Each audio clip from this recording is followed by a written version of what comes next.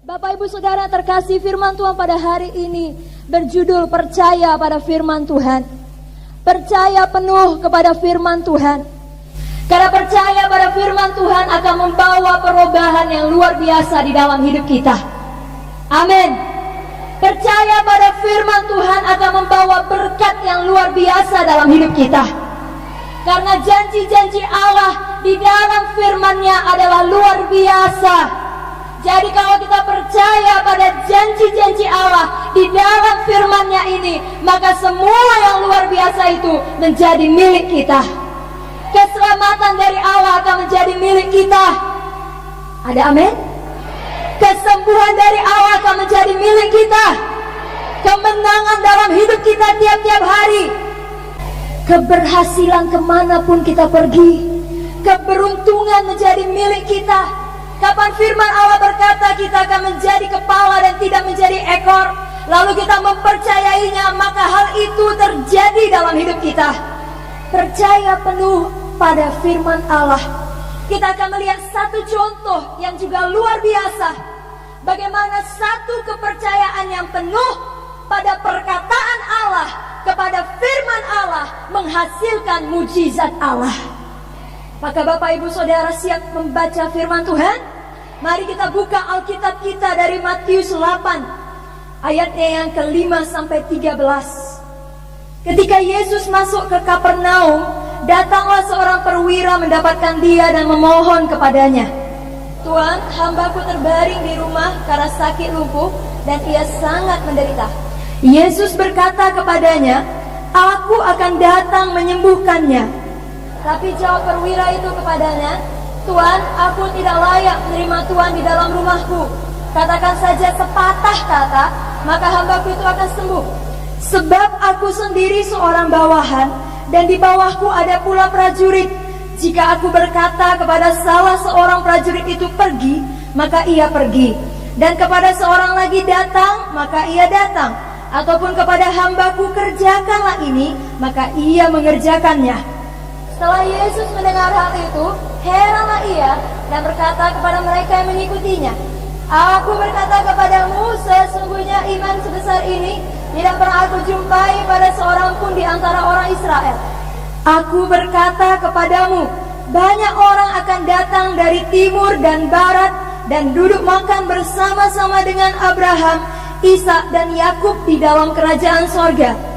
Sedangkan anak-anak kerajaan itu akan dicampakkan ke dalam kegelapan yang paling gelap. Di sana akan terdapat ratap dan kertak gigi." Lalu Yesus berkata kepada perwira itu, "Pulanglah dan jadilah kepadamu seperti yang engkau percaya." Maka pada saat itu juga tambahnya. Amin. Di sini kita melihat Bapak Ibu Saudara yang terkasih, ada seorang perwira Romawi. Dia bukan umat Allah, yakni umat Yahudi, tapi di luar Yahudi, seorang Romawi. Tapi walaupun dia seorang Romawi, dia telah mendengar berita tentang Tuhan. Memang percaya kita, iman kita hanya bisa timbul kalau kita mendengar berita tentang Tuhan.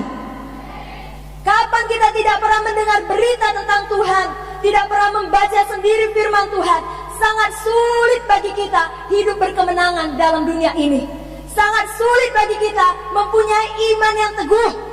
Sangat sulit bagi kita percaya pada janji-janji Tuhan, karena tidak kita dengarkan, tidak ada di dalam hati.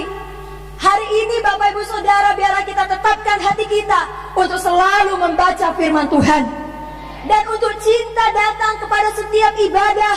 Karena dalam setiap ibadah, firman Allah yang hidup diberikan, dibagikan, disampaikan kepada kita, dan itulah yang menumbuhkan iman kita. Sama seperti pada perwira Romawi ini, dia mendengar berita tentang Tuhan. Lalu setelah itu apakah yang terjadi Bapak Ibu Saudara? Dia percaya penuh. Dia tidak analisa dengan pikirannya. Tidak ada kebimbangan 1% pun. Sampai Yesus berkata, "Tidak ada iman sebesar ini yang kujumpai di tengah-tengah Israel." Maka heranlah Yesus. Yesus menjadi heran atas kepercayaan penuh seorang perwira Romawi yang bukan umat Yahudi. Bukankah itu satu hal yang sangat mengagumkan? Kiranya kalau kita mau membuat Tuhan heran, jangan kita buat Tuhan heran karena jahatnya kita. Biarlah Tuhan heran karena besarnya iman kita, karena teguhnya kepercayaan kita. Seperti Tuhan heran kepada perwira Romawi ini. Tidak banyak Tuhan berkata di dalam Alkitab, besarlah imanmu. Tapi pada perwira Romawi ini Tuhan berkata langsung bahwasanya tidak dijumpainya iman sebesar ini di antara Israel. Ada satu kejadian lagi di mana Tuhan juga berkata, besarlah imanmu. Kalau Bapak Ibu Saudara ingat mengenai cerita seorang perempuan Kanaan, mari saya buka saja dari Matius 15. Kita buka bersama-sama Matius 15 ayat 28. Sebelumnya saya jelaskan ini cerita mengenai seorang perempuan Kanaan yang anak perempuannya kerasukan setan. Lalu dia datang pada Tuhan, mohon Tuhan menyembuhkan. Tetapi Tuhan menguji dia terlebih dahulu. Tuhan bilang, tidak layak aku beri roti kepada anjing. Kenapa? Karena perempuan ini seorang Kanaan. Dia bukan umat Israel. Dan Tuhan berkata, aku itu diutus untuk Israel. Untuk anak-anakku, kamu itu bukan Israel. Kamu itu di luar Israel. Bahkan dia dibandingkan dengan anjing. Tapi perempuan ini adalah seorang perempuan yang rendah hati dan penuh kepercayaan, penuh iman. Lalu dia dapatkan apa yang dia butuhkan. Adakah kita di sini mendapatkan apa yang kita butuhkan? Kalau belum, mari kita teladani perempuan Kanaan ini. Mari kita teladani perwira Romawi tadi. Perempuan Kanaan ini di dalam ayat yang ke-28, apa komentar Tuhan atas kepercayaannya? Saya bacakan Matius 15 ayat yang ke-28.